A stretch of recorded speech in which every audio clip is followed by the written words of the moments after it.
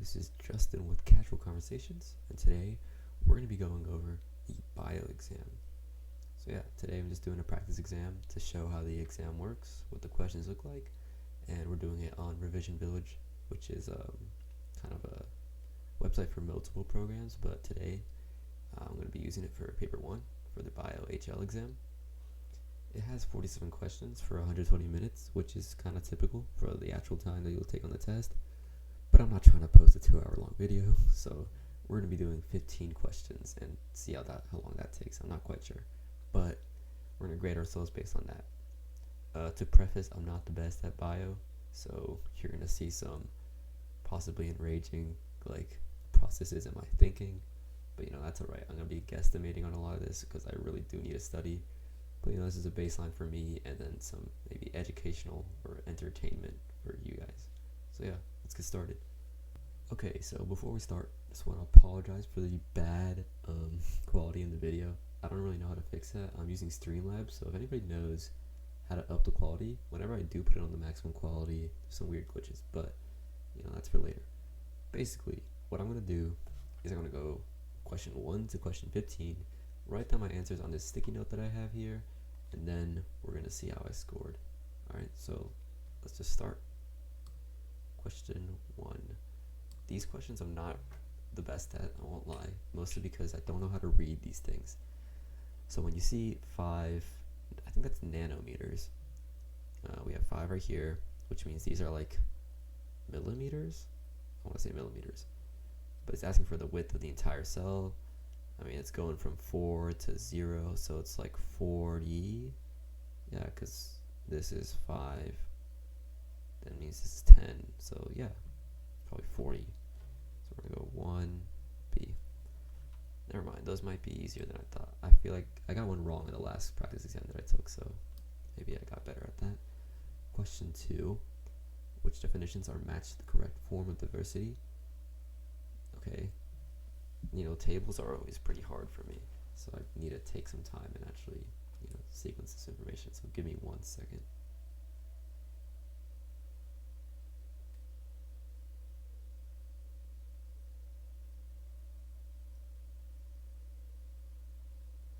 Okay, so I'm thinking C right now because that's correct for ecosystem diversity. Genetic diversity, yep, that's correct for C. Species diversity, number of species and their abundance. Yeah, no, that seems pretty cut and dry. I mean, these are technically easy questions. I do want to see some harder ones, but maybe they're all at the end and I'm just getting a really bad sample here. So which of the following statements describes alpha? I'm not going to try to pronounce that. As depicted in the diagram below. Okay. I'm really bad at the chemical stuff because when I did take chemistry, my teacher left in the middle of the year and I was with a sub for like half of the year, so I really didn't take chemistry as a sophomore. But no excuses. Let's see if I can get this. So I don't think it's a fatty acid because I remember fatty acids being more like boxy. Polyunsaturated, monounsaturated. What's the difference between saturated and unsaturated? I completely forgot. I learned this last year. Yeah, so this is something I definitely need to study. But I'm kind of just going to go with the black sheep here and say triglyceride. So I'll put down D for number 3 here. Alright, 4. Which statement is/are a necessary requirement for the evolution of the first cells? I don't think DNA was involved in the first cells, so no. Yeah, 2 and 3, because that's just kind of what I remember. Yeah, I like that unit, so I think I got that one, hopefully, because I don't think DNA was developed until much later on. It was mostly just RNA back then because it's simpler. That just kind of feels right in my head, I guess. I don't know. Question 5. Which is the correctly annotated diagram of a molecule of water? Okay, if I don't get this correct, then I don't know what to tell you guys, but it's either B or D, and if I remember correctly, oxygen is negative, so we'll go with B. If I get that wrong, it's really embarrassing, but hopefully I got it right. Okay, bacteriophages and coronavirus are both viruses that affect living organisms. Which structures are present in both bacteriophages and coronaviruses? Okay, so cytoplasm has to be in. Actually, no. Coronavirus is a virus, and I feel like I don't even know what a capsid is, but it's in nearly every one. So bacteriophages definitely have cytoplasm. I don't know about coronavirus because I remember viruses being like they're not even like classified as life technically, which I forgot why, but makes you think they don't have a cytoplasm. But it's in every single one except for C, so I'm going with C. I always gotta pick the odd one out, I guess.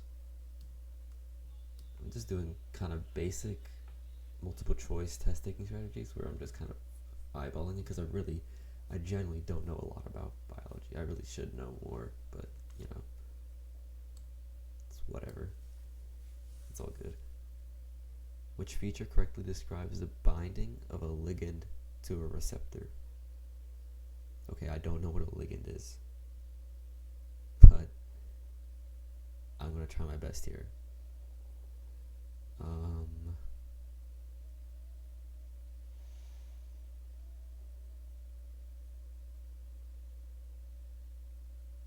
I feel like probably B. This kind of just sounds right, but you know, receptors combined to any ligand doesn't feel like it should be a thing. I feel like this is kind of like enzymes, you know, complementary shape for B. Is this like just the way that British people say it? Because that would be really annoying, but I don't know. I think B is the answer here. I'm gonna go with that. Okay. Question 8. The diagram shows a respirometer that is being used to measure the oxygen consumption rate in germinating seeds. In 2 minutes, the ink in the syringe moved by 3 milliliters. What is the rate of respiration of the germinating seeds? Okay. If it moved by 3 milliliters in 2 minutes, then I feel like I should use a calculator for this, but I don't really have one. And I don't know if they're going to give you one on the exam either, so I'm going to try to do this without one. Move 3 milliliters in 2 minutes. There's 60 seconds in a minute. That's 120 seconds for 3 milliliters. Divide out the 3. Right? Divide out the 3, but that doesn't look like anything in there. I gotta think. It would be like 40 milliliters a second. No. 0.4 milliliters a second. Yeah, wait, no. This is kind of just like logic. If it's going like this much, then it would be way past 3 milliliters in 2 minutes. So yeah, I think it has to be B just by kind of thinking about it. But I was getting there with the 4 or whatever calculation I was doing in my head.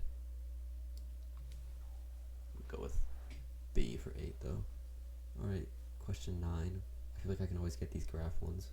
So this one shows the results from an enclosed greenhouse experiment studying the effect of increasing carbon dioxide concentration on the rate of photosynthesis. What conclusion can be drawn from the graph? Okay. So like plateaus at a certain point.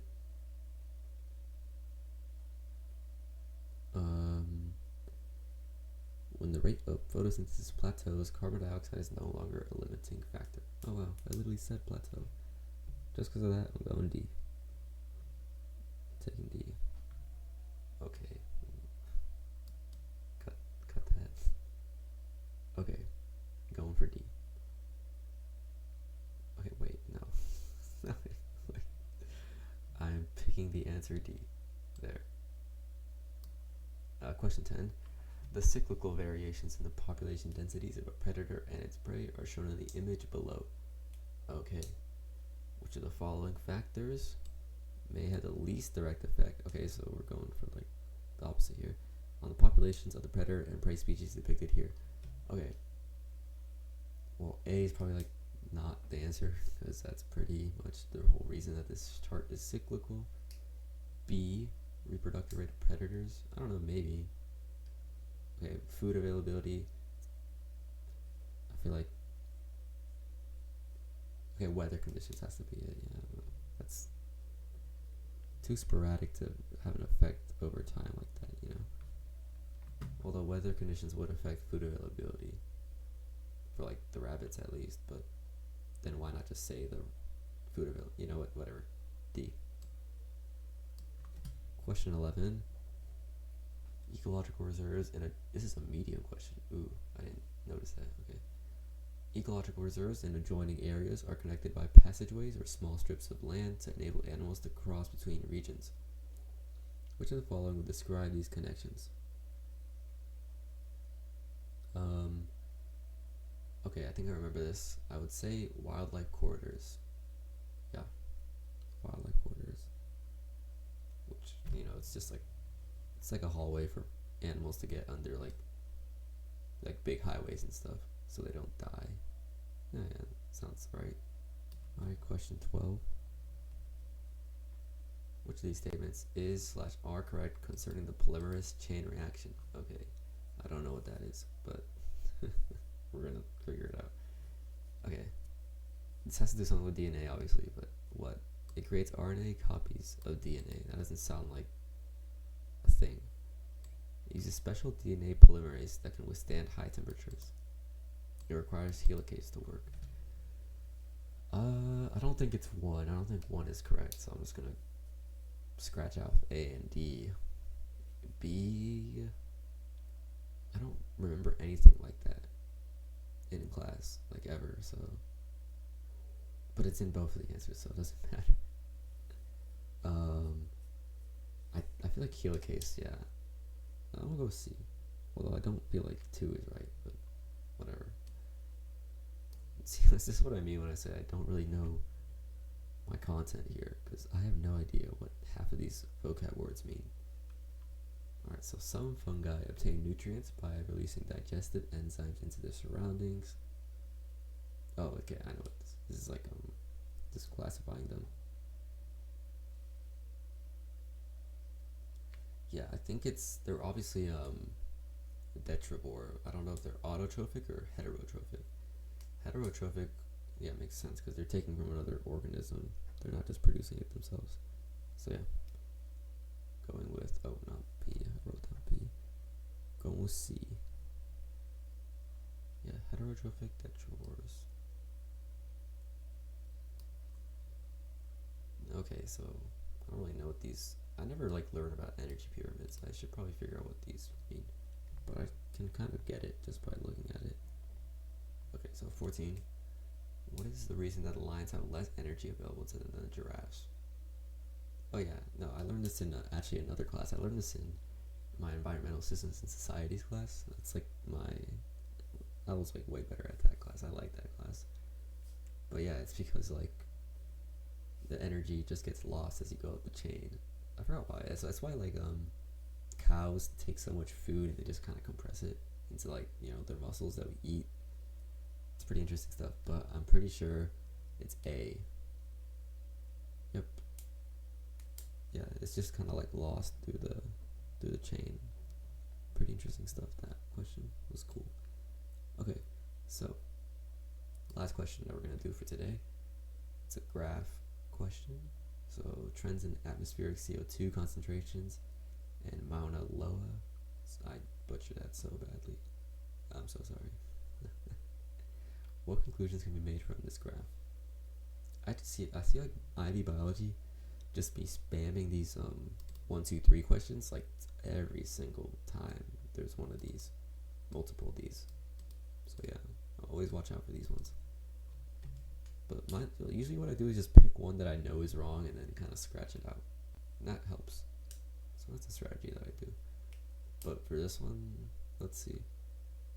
Always highest in March, January, February, March, April. Well, that's just not true. Yeah, that's just not true. So 1's not true. Anything that has 1 in it. Okay, so it's between B and C. Increasing carbon dioxide concentration is directly correlated with climate change. Directly correlated with climate change. Carbon dioxide concentration on this side, time on this side. Doesn't say anything about like temperature though. Right? There's nothing to do about temperature here. So it's not 2 either, which means it has to be C. Okay, well, those are all the questions. I'm gonna go ahead and grade myself really quickly, and I'll come back with our final score. Okay, so the results are in.